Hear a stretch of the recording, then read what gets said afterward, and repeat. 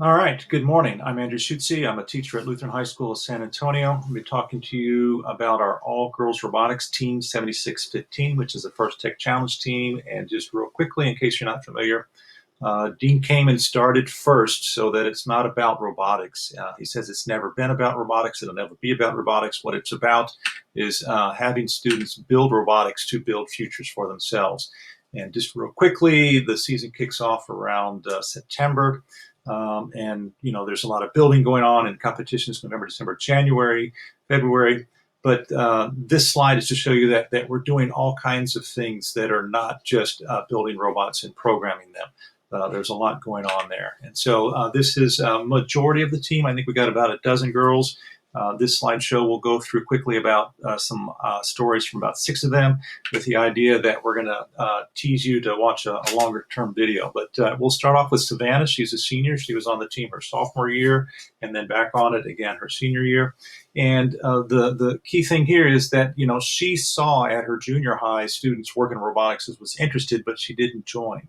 And when she came and we had the second year of our team, her sophomore year, that's when she felt an easy on-ramp because it was an all-girls team. And so now she's able to do the things that she saw the other kids doing. Lily is a close friend of Savannah. Both of them came in their sophomore year and then came back their senior year. They're both in tennis and student council, NHS. And Lily didn't have an experience where she saw kids in middle school, and she really wasn't looking at doing robotics. But because Savannah was joining and it was an all-girls team, then this made her feel comfortable enough that she could step outside. And the thing that's really great for Lily here is this quote is related to that picture there, which are some students in Guatemala, is this connections that we're able to make with the robotics team. She was on the mission trip with the school down to Guatemala, and because she was on the robotics team and I went down there with her, we took Lego kits and we were training teachers and students about robotics. And so Lily was connecting with other students through her STEM, which was really way outside of her comfort zone. Here's 2 more seniors. We're a little heavy on seniors. This is Mia and Paige, and they've been on the team 3 years now. They're cheerleaders. They also play girls softball. And so they didn't have a lot of knowledge or background in robotics. And what they're saying here is that these different opportunities where we have lunch and learns, the presenters come in and talk about STEM stuff, and we take the team out and they're presenting as well, is that the most enjoyable thing for them is connecting and motivating younger students. So here Paige is giving a tour to some Lego robotics students during when we host an event, and she's excited to be a role model, and that these younger kids are just as excited about robotics as she is, and they're taking part of that. And that was one of the things there.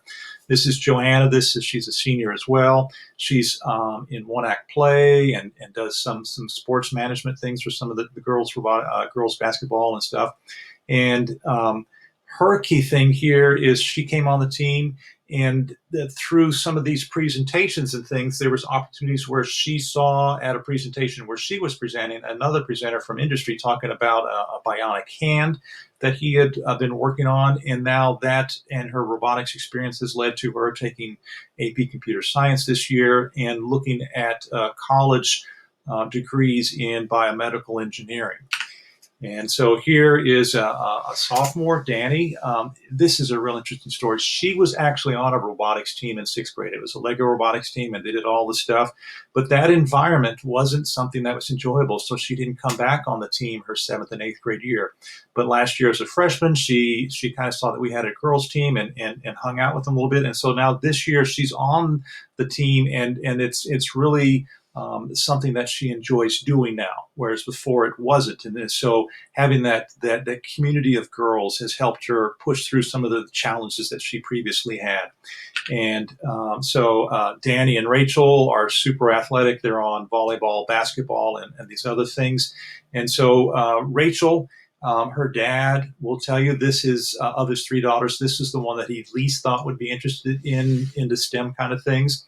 But because Dani was involved and other girls were involved, it was an easy on-ramp for her to come onto the team and really engage as well. So hopefully some of these stories have piqued an interest, and you'll want to come in and